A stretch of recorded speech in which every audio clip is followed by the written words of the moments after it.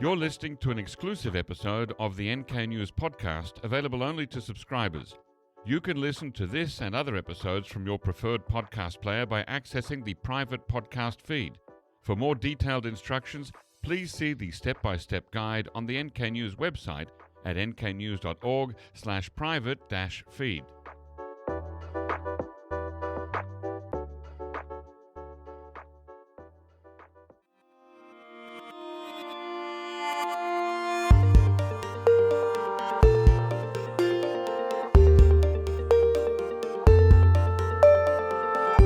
Hello listeners and welcome to the NK News podcast. I'm your host, Jacko Zwetsloot, and this episode is recorded here in the NK News studio on the afternoon of Tuesday, the 13th of May, 2025.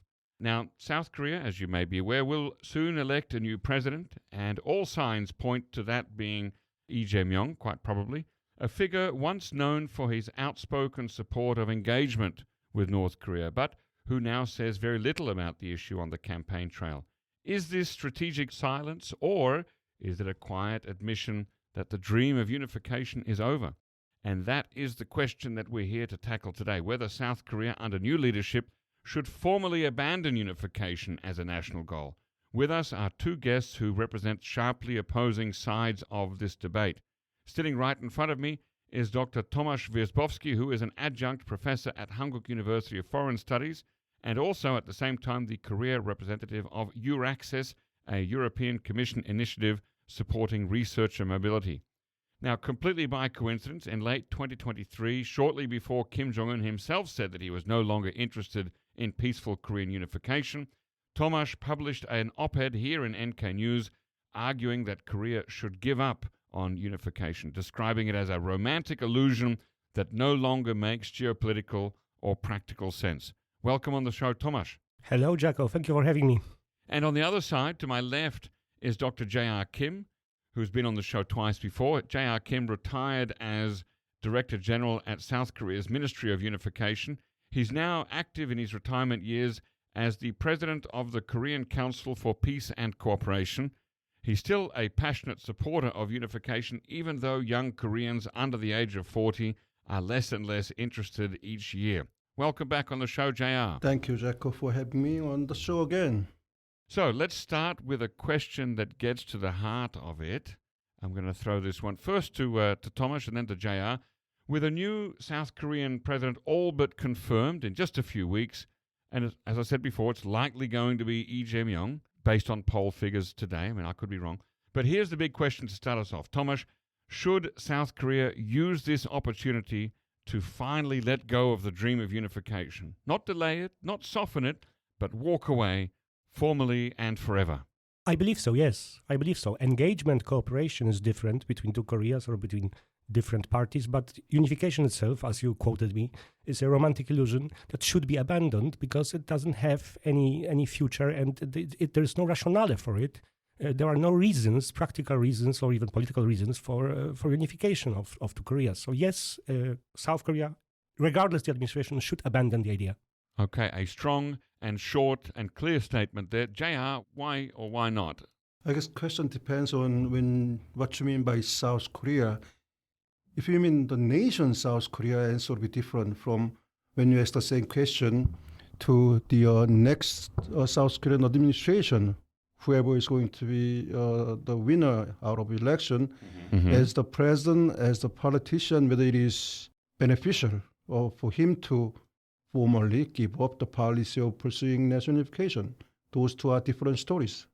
So you're making a difference between an administration that lasts for a period of 5 years and a national dream. Is that right? Yes. What I'm trying to say is that no matter who becomes the next president of South Korea, both strategically and for the practical reasons, I don't think it's wise for him to give up the policy of pursuing national unification.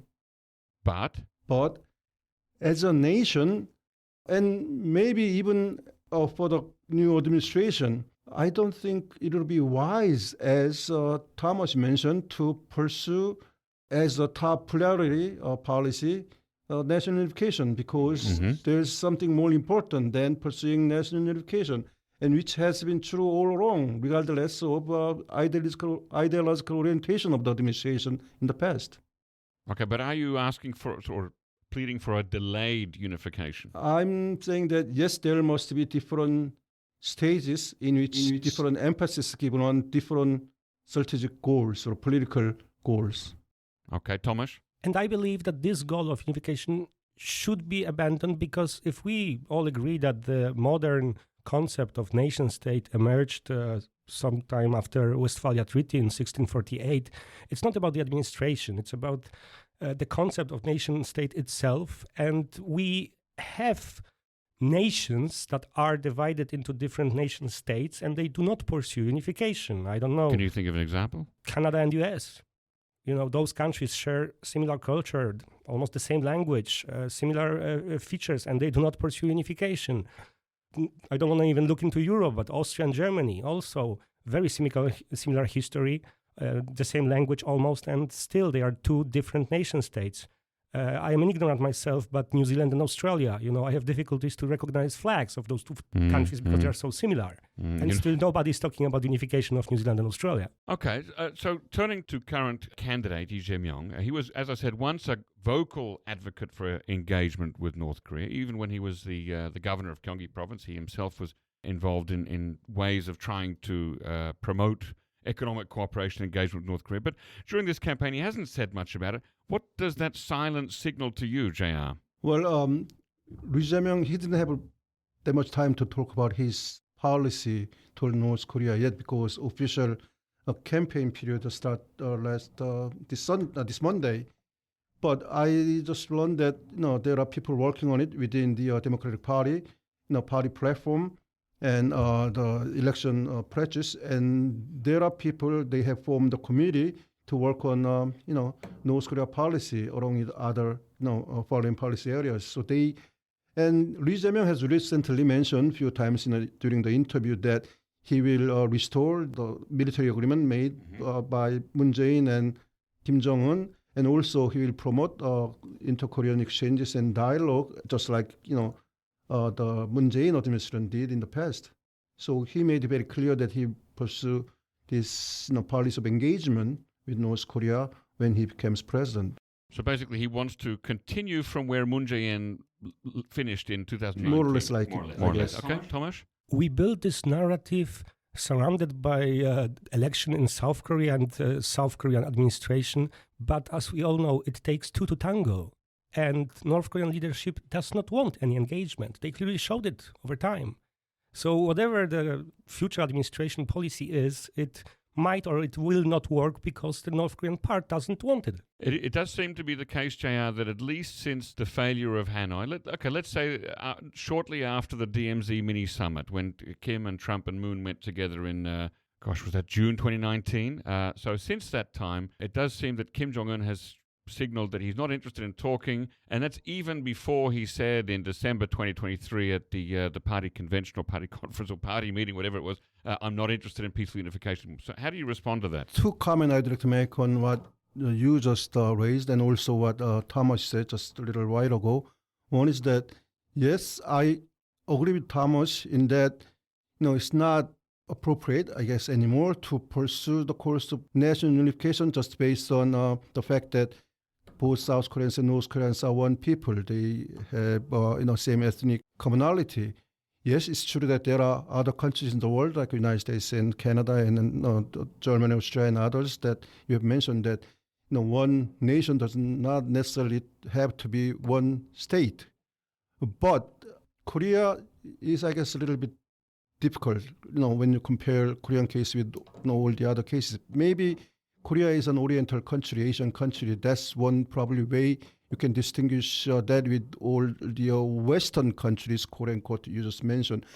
And beside that, I mean, Korea has been divided for a very short period of time. Up until now, it's been only 80 years or so, whereas the United States and Canada has been divided for over 200 years, Austria, Germany, longer than that. So maybe it'll take a little more time for Koreans to get over this sense of common national heritage.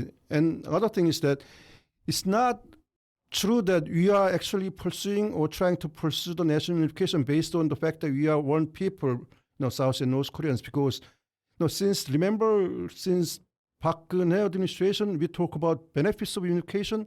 There are other strategic, practical, political, economic benefits you can enjoy from unifying the country, and based on that, I guess the administrations following Park Geun-hye have tried to pursue national unification. Of course, not all the administration has same emphasis on that course of policy, but those who have put emphasis on unifying the country has think unifying the country in terms of actual benefits we can enjoy from unifying the country. And other thing is that, yes, Kim Jong-un has recently talked about maintaining two sovereign state and calling South Korea as arch enemy, and had no intention whatsoever to do anything with North Korea, not to mention just trying to unify the countries. But we are not sure what his real intention is at this point. Whether he really intends, does that mean permanent change in North Korea's policy toward South Korea in terms of unifying the country or not? Also, is it could be a temporal policy? We haven't still understand what he really means. And there are two variables, I guess, we have to before we jumping into a conclusion. One is the war in Ukraine, and the other one is a new administration coming in South Korea. Those are the two variables that may bring some changes on Kim Jong-un's policy toward North Korea. So I guess it's a little too early for us to jump into any conclusion that North Korean seemingly the change in policy is permanent at this point. Okay, Tomasz, how would you like to respond to that? There's a lot of points there that JR made. There are a lot of points indeed. Let's start with the division. Mm-hmm. Yes, Korea has been divided for a relatively short period of time in modern history. 80 years this year. 8 years, yes. However, if you look at the history of the Korean Peninsula, the overall history, let's say 3,000 years with Tangen Haraboji as a founder and so on, Korea's or Korean Peninsula had been divided almost as long as it was unified. 3 kingdoms and so on. I learned from you, JR, that during the Korea dynasty, guarding posts were exactly in the same positions where the current guarding posts of South and North Korea are in DMZ. So this 38 parallel seems like a natural border of two Koreas or more Koreas when you look into 3 kingdoms. I totally agree that the policy of North Korea can change because of different variables like war in Ukraine. But the second point you mentioned, the benefits of unification, I can see them, but it's a very, very long process. It is something that non-administration will pursue because, we have election cycles and decision makers are waiting for votes in the next elections, and nobody will look into the future of next generations. And if we see, I hate this comparison of German unification, but if we see how long it has been taking Germans to balance between the two economies, and the economic difference between East Germany and West Germany was much smaller than it is between North Korea and South Korea. So yes, there are benefits of unification that I can agree with on. However, it will take generations after generations to reach them, and that is why it's not achievable, I believe. JR, do you see unification of Korea as sort of a moral and a historical obligation, like a kind of almost a destiny of the Korean people? Curious to hear the rest? Become an NK News subscriber today for access to the full episode. Head to nknews.org/join for more information. If you're already a subscriber to NK News, you can listen to full episodes from your preferred podcast player by accessing the private podcast feed. For more detailed instructions, please see the step-by-step guide on the NK News website at nknews.org/private-feed.